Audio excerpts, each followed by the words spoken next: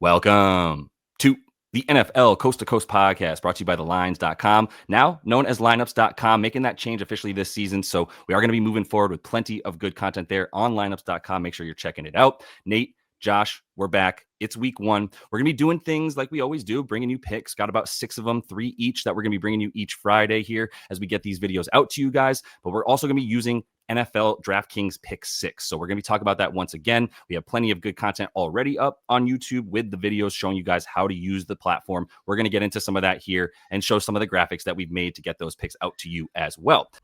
Our partners at DraftKings Pick6 have a deal that you do not want to miss if you are a new customer here. So when you do play as a new customer, you play $5 or more on your first paid Pick6 entry, you'll get $50 in bonus picks instantly. So play $5, get 50 in bonus picks so you can keep building your slips and take your shot at big payouts. So all you need to do is use the link in the description below, sign up, and then you'll start playing with that new bonus there as well. Hope to have you guys on here because we are going to be using Pick6 plenty as we get into these plays that we're looking at as well. So Nate, let's just go ahead and jump right into your first look here for this season. Yeah, I like Deebo. I mean, people might worry about these injury-prone guys down the line, but that's the beauty of week one is you get a little bit of value on people who have, burned other people in years past. He's coming off a year where he had calf, rib injuries and pneumonia all year, different setting entirely. And I think it's a great fit with Jaden Daniels. So, I mean, the receiving yards are nice at Pick6. It is up to 47.5. You can see down here, if you scroll down, you find Deebo. I've seen it as low as 45 on other books if you are just betting it. Also, the anytime touchdown, I think, is a good look for nearly 2-1 for Deebo. If you're not doing the Pick6, if you're just looking to get a little return here, because I just think Cliff Kingsbury, the new OC here in Washington, is going to use him in the red zone. They just let Brian Robinson go. They need a new weapon. Jaden Daniels, while he's a great rusher, does not really finish drives. And the New York Giants defensive line is not something you really want to trifle with on the interior with Sexy Dexy back in there. They allowed 62% of their scores through the air. So Deebo could get it as a receiver. He could get that touchdown going around the edge as a runner. As we know, very versatile. He actually has a rushing touchdown in 2 of his last 3 openers, 3 of his 5 in his career. That's just kind of like for what it's worth. It's week one, but it kind of makes sense because he's an injury prone guy who breaks down later in the year. So he comes out fresh. Also, for what it's worth, torched your Giants 2 years ago for 129 and a tutty. And his matchup probably going to be pretty good. I mean, Giants actually limited a lot of 20-plus yard plays. McLaurin takes the top off. He draws the safety. He missed a lot of camp. So I don't know how involved Terry's going to be. And it should be a lot of him distracting the defense while Deebo works underneath. And Jaden has just been like, yes, love those crossers. I'll buy some time, get the ball to Deebo. I think he's going to be very productive in the opener.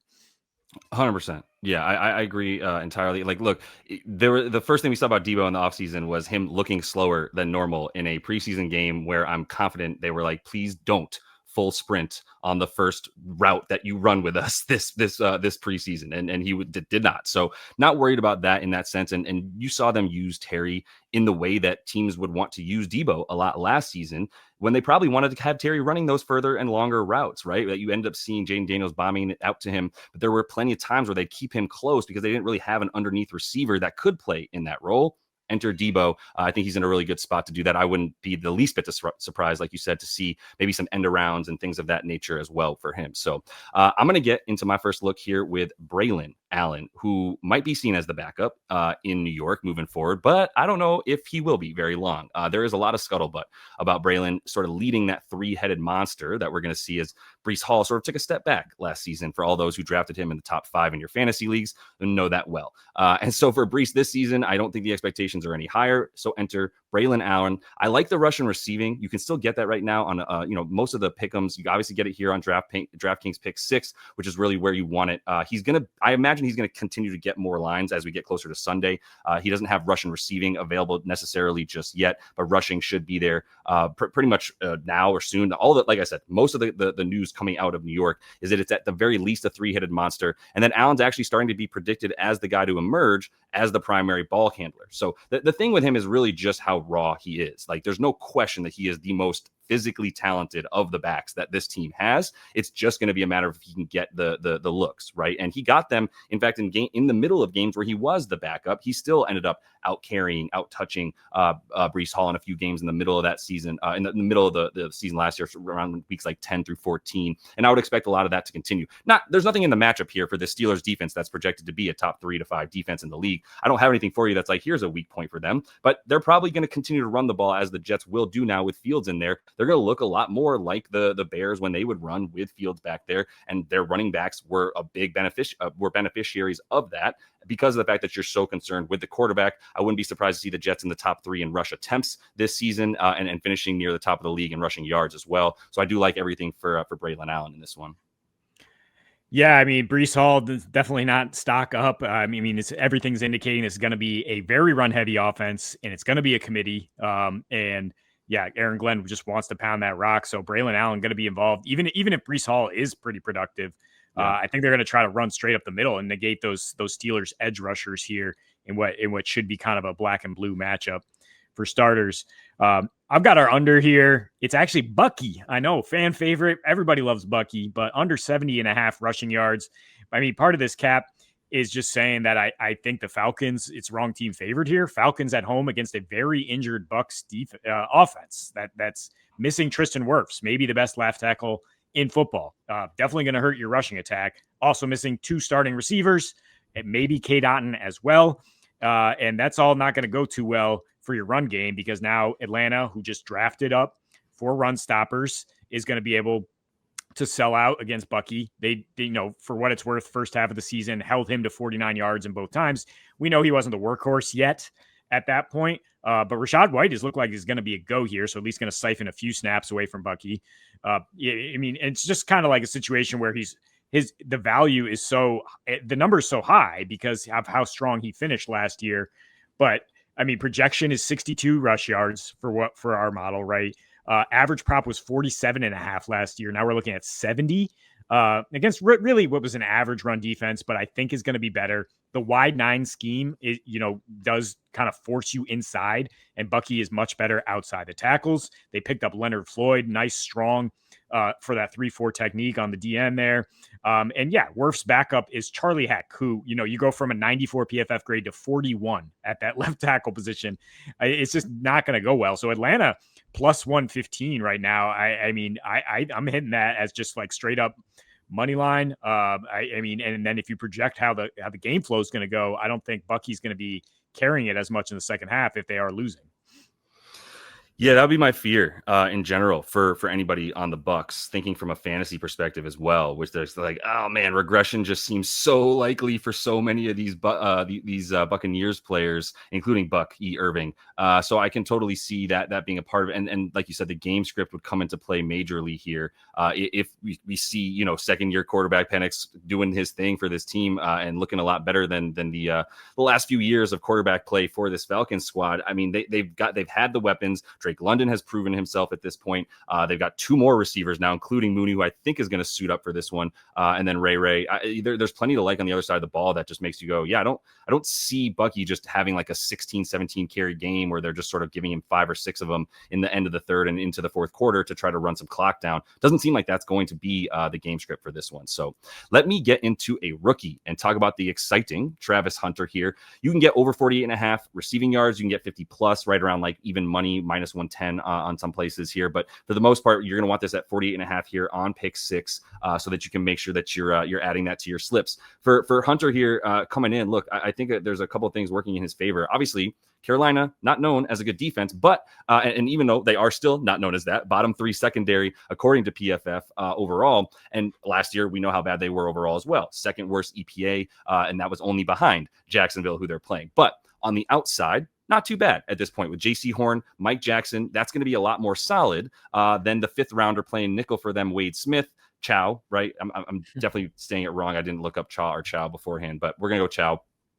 31 PFF grade in the first half of last year. In the second, for the season, it was at 51.5. So he clearly got a bit better, but that would be the weak point for this team. A lot of expectations for Hunter to be running a lot of those inside. Expected to be in there, though, for a good, 3/4 of the routes that are possible for this Jacksonville squad. Should be getting pretty much a second. I see him as getting second in targets. His target share should be pretty high behind BTJ, who, once again, is going to have a worse matchup on the outside. Still like Brian Thomas Jr. As well. I think you can get him around 71, 72. That's going to start going even higher, I would imagine, if he has the season that some are projecting him for. But this is his underneath guy who's also capable, very much so, of racking up that yak after receiving those crossing routes and then flying with them. So love him in the opener.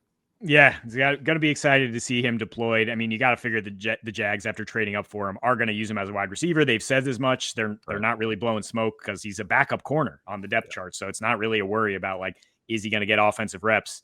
He should, and the matchup couldn't be better for his debut. So if you like these picks, guys, I mean, you can get a free offer right now, your bag builder at DK Pick6. You can get in this contest, and if you get all 6, you're going to get a share of $1 million. And it's free to play. All you do is claim the token, get in there, and the bigger the pool size, the bigger the potential payout here.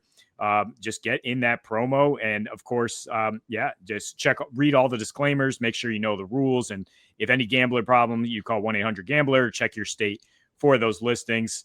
Getting on to my third pick here, David Njoku, the tight end for the Browns. It's really a simple cap here.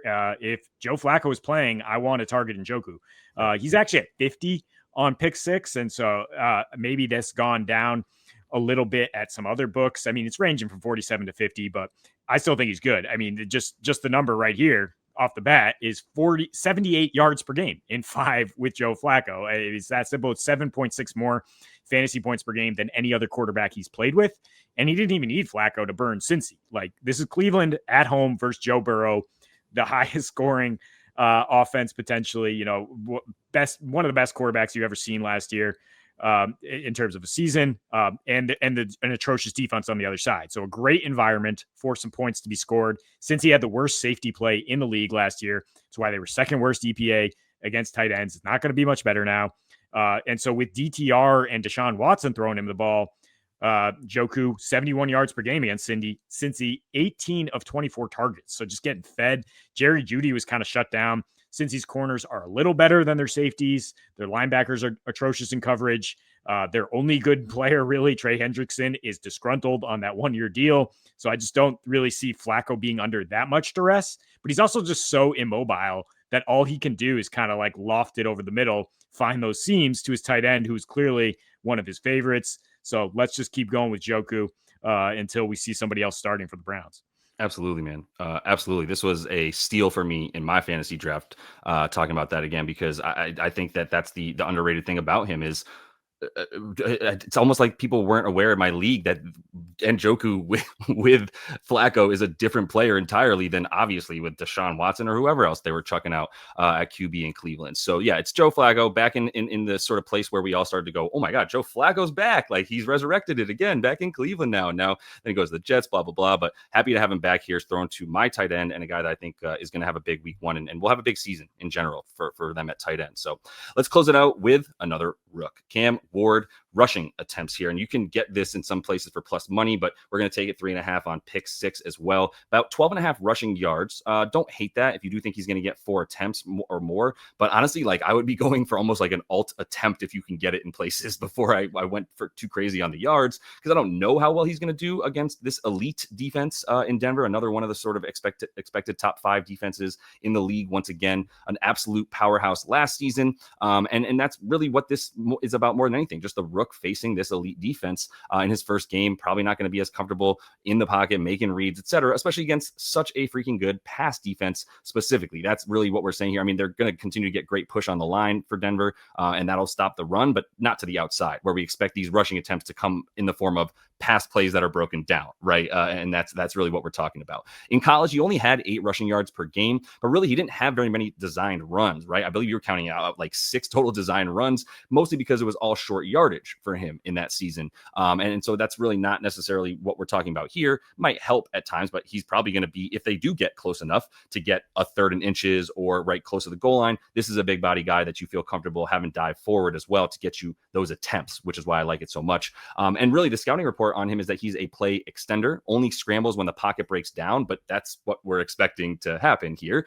So I think this is going to be the exact situation where he's going to be forced to break down and run. Denver led the NFL in pressures and sacks last season. And in 11 of the 12 matchups that they had versus mobile quarterbacks, and we'll include A-Rod in that, Aaron Rodgers, the 3+ attempts on average, 20.8 yards per game that they gave up as well. So I think this is a good spot to feel like Cam Ward's going to have to run. 3.5 is a good number to go over on.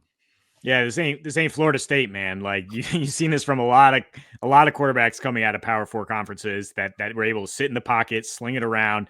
Cam Ward is a pocket guy. I mean, he can create off schedule, but like as soon as you're in the NFL and you're thrown in there week 1, I mean, think about Jaden Daniels last year, 80+ rushing yards, right? It's just like, what do I know how to do? Like Jaden Daniels did not come in there reading defenses and finding the seams. Like he was just like, I just have to run here. Like, I don't know what I'm seeing.